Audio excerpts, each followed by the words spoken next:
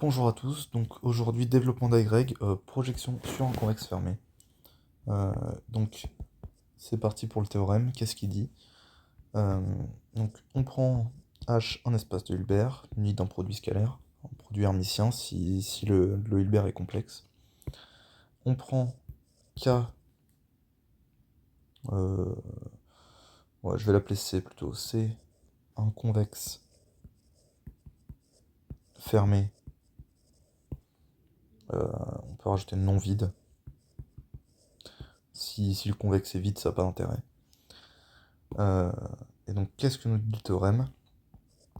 Il nous dit deux choses. Premièrement, quel que soit x de notre Hilbert, il va exister un unique point P dans le convexe tel que la distance entre x et P, ce soit la borne inf des x moins y, des normes de x moins y pour y dans C. Ça, c'est la première chose. Deuxième chose, nous dit que y va être le projeté orthogonal, enfin le projeté sur le convexe, pardon, si et seulement si, déjà, bon, y est dans le convexe, et si pour tout z dans mon convexe, j'ai ce résultat, c'est-à-dire partie réelle de x moins y scalaire z moins y est négatif. Donc voilà, donc un convexe, je me mets dans R2 pour le dessin. Donc ça peut être un rond comme ça, enfin un rond, une espèce de ovale, ça peut être un losange, ça peut être un rectangle, ça peut être tout ce que vous voulez, juste pas un truc comme ça quoi. Ça c'est pas convexe, parce que vous voyez que, bon, c'est pas assez prononcé sur le dessin, mais si je fais un truc comme ça, bon, je prends un point là, le segment sort de l'ensemble. Donc ça, c'est pas convexe. Donc on a besoin d'un truc.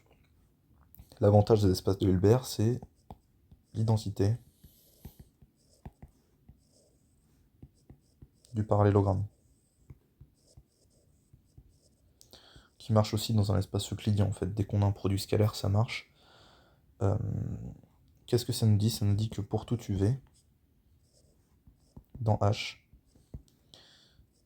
j'ai norme de U plus V au carré plus norme de U moins V au carré, ça va être 2 fois norme de U carré plus norme de V carré.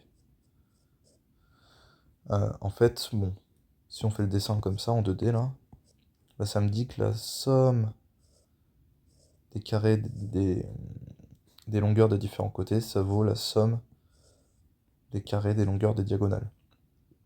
Voilà, c'est ça l'inégalité, enfin l'identité du parallélogramme. C'est juste transposer à un espace de Hilbert. Ok, donc, premier point.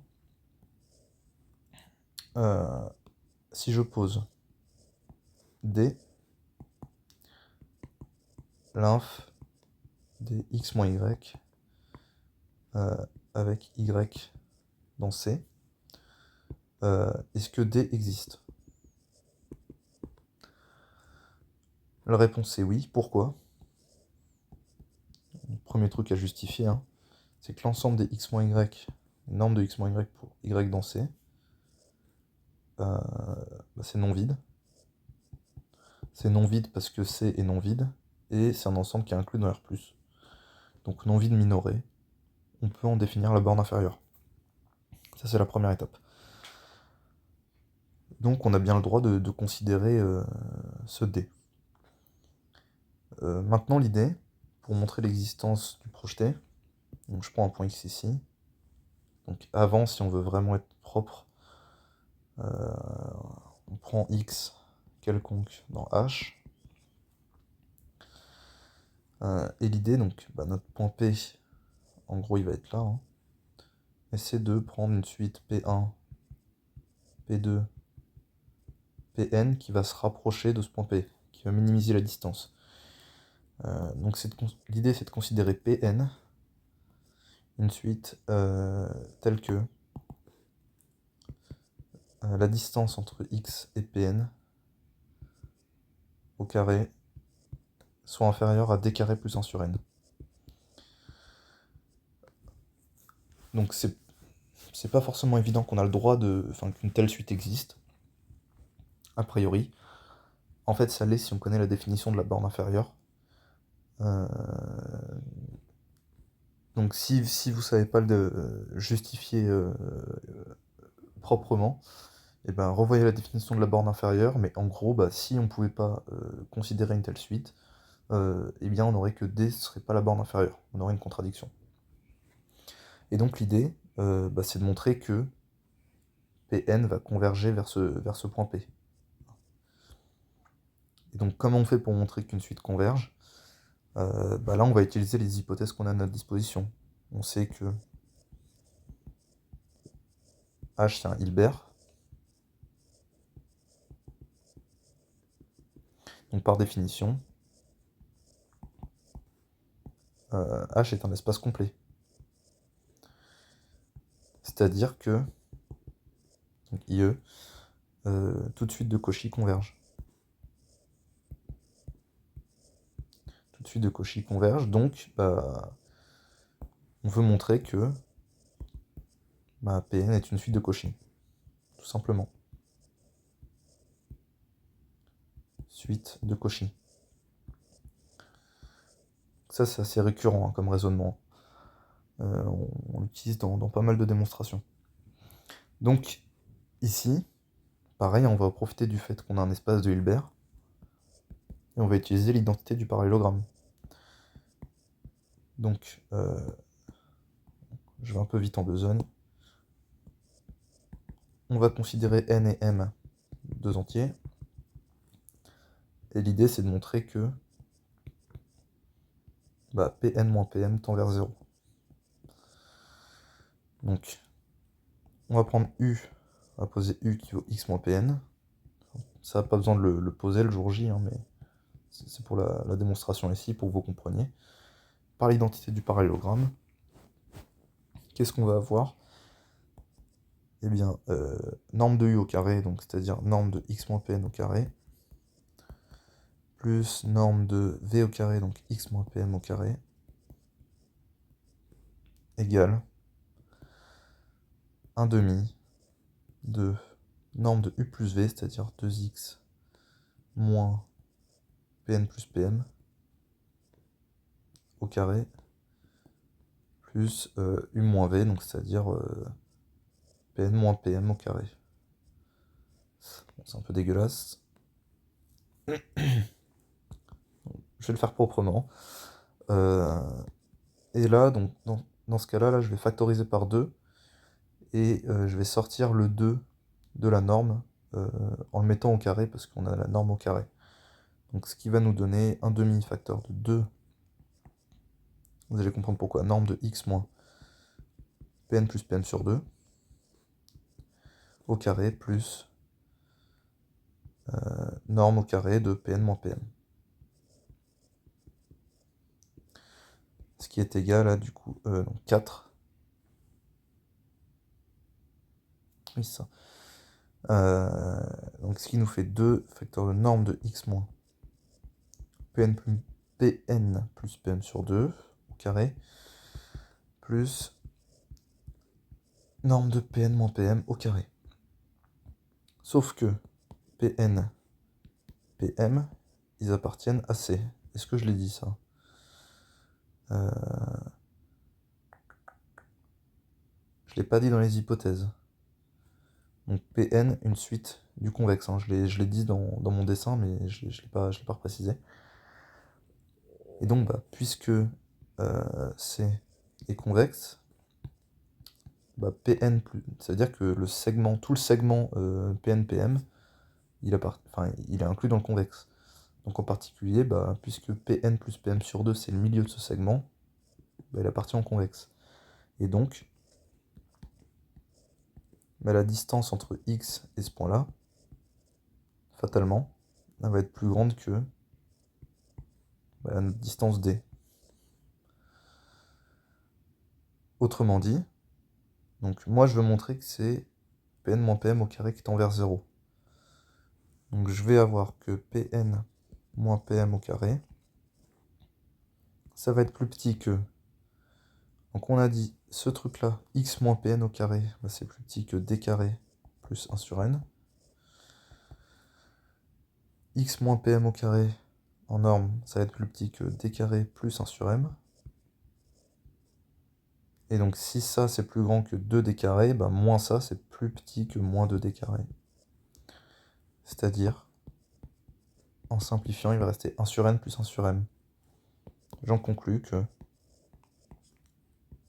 Pn est une suite de Cauchy.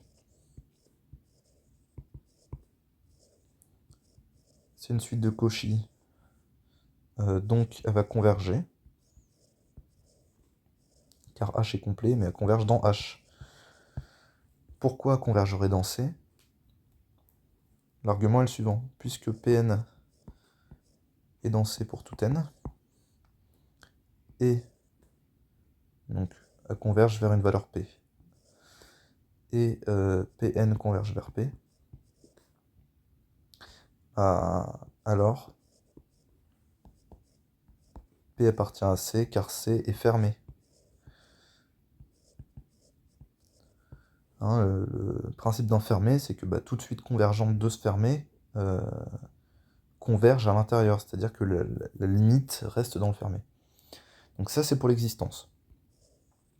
Unicité. Bon, bah, comment on va faire? On va considérer, donc, supposons qu'il existe P1 et P2, tous les deux dans C, bah, qui minimisent la distance avec X. C'est-à-dire distance de X, enfin entre X et P1 égale distance entre X et P2 égale D. Bon, et on veut montrer que P1 égale P2. Bon, comment on va faire encore une fois? Et bah, identité du parallélogramme. U c'est X moins P1. V, X moins P2. On est reparti. Donc on va voir que 1 demi de norme de 2x moins P1 plus P2 au carré, plus 1 demi norme de P1 moins P2 au carré, est égal à norme de x moins P1 au carré plus norme de x moins P2 au carré. Bon, par la même astuce qu'avant, je vais dire que ce truc-là, c'est 2 fois norme de x moins P1 plus P2 sur 2 au carré, plus donc 1 demi norme de P1 moins P2 au carré, égale norme de x moins P1 au carré, plus norme de x moins P2 au carré.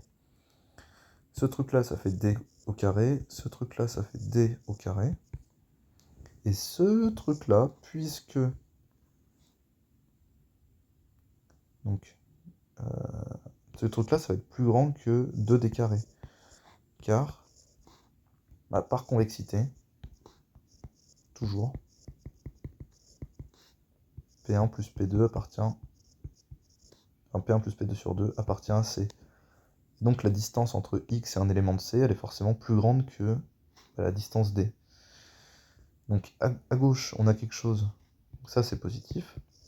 Donc on a un truc qui est plus grand ou égal à 2d carré plus un autre truc positif qui doit être égal à 2d carré. Bah, donc la seule possibilité que ça arrive, c'est pour que norme au carré de P1 moins P2, ça fasse 0. Et donc là, vous en déduisez que P1 égale P2. Voilà pour l'unicité. Et troisièmement, la caractérisation. C'est une équivalence, donc on fait dans les deux. Donc on va commencer par supposer que Y, c'est notre projeté. Bah, donc on sait déjà que Y est dans C. Bon, maintenant, on va prendre Z dans le convexe et on va prendre lambda, un scalaire dans l'intervalle 0,1 ouvert. Important que ce soit ouvert en 0. Qu'est-ce qu'on va faire? Par définition, hein, puisque Y est le projeté, bah, la distance entre X et Y, ça va être plus petit que la distance entre x moins... Enfin, la distance entre x et 1 moins lambda y plus lambda z. Car 1 moins lambda y plus lambda z appartient à C par convexité. Ok. En fait, ça c'est l'ensemble des points. Enfin, en fait c'est un point du segment YZ. Comme Y et Z par hypothèse sont dans C, le segment est dans C. Ok, donc j'en étais où? Oui, et donc là, donc l'idée c'est que si vous vous rappelez, on a une relation, enfin, on veut obtenir une relation entre x moins y et y moins z. Donc je vais essayer de faire apparaître du x moins y déjà. Donc si je développe cette expression-là, je vais voir que c'est norme de x moins y plus lambda facteur de y moins z. Et là, il faut connaître ces propriétés du produit scalaire. Ce truc-là, c'est égal à norme de x moins y au carré plus lambda carré norme de y moins z au carré. En fait, c'est par bilinéarité. Hein. Plus 2 lambda partie réelle de x moins y avec y moins z. Bon. À droite, vous avez x moins y au carré, enfin la norme, à gauche aussi. Donc tout ça, ça va dégager, il va rester 0 plus petit ou égal à lambda carré norme de y moins z au carré, plus 2 lambda partie réelle de x moins y moins z. Qu'est-ce qu'on va faire? Donc on divise par, allez, on va dire 2 lambda.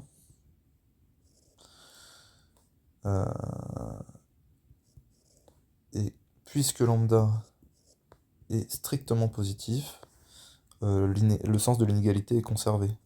Donc je vais voir que ce truc-là, c'est plus petit que lambda sur 2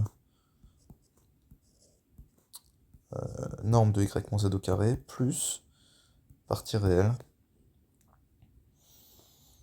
de x moins y moins z. Ceci est vrai pour tout lambda dans 0 en ouvert. Donc lambda, on le fait tendre vers 0. Ce truc-là, ça va dégager et il reste 0 plus petit ou égal à partie réelle de x moins y moins z. Autrement dit, partie réelle de x moins y, z moins y, et ben on change le signe. C'est bien ce qu'on voulait. Sens réciproque maintenant. Donc supposons que y soit dans C et vérifie l'inégalité ci-dessus. Je vais appeler étoile. Comment va-t-on faire? Eh bien, on sait, enfin, pour tout z dans le convexe C, je vais dire que distance entre x et z au carré, moi je vais faire apparaître du x moins y et z moins y. Donc je fais la technique du plus 1 moins 1. C'est-à-dire que c'est x moins z, c'est x moins y plus y moins z au carré. Et là, rebelote, même raisonnement que précédemment. Ça fait x moins y au carré plus z moins y moins z au carré. On s'en revient même. Plus 2 fois partie réelle x moins y moins z. Très bien, donc qu'est-ce que je sais? Je sais que... Donc moi je veux montrer que y c'est le projeté. Autrement dit que cette distance-là, elle est plus petite que celle-là. Bon, je sais que ça c'est positif. Et je sais par hypothèse que ça aussi, ça l'est. Donc, x moins y au carré, nécessairement il est inférieur à x moins z au carré. Et par unicité du projeté,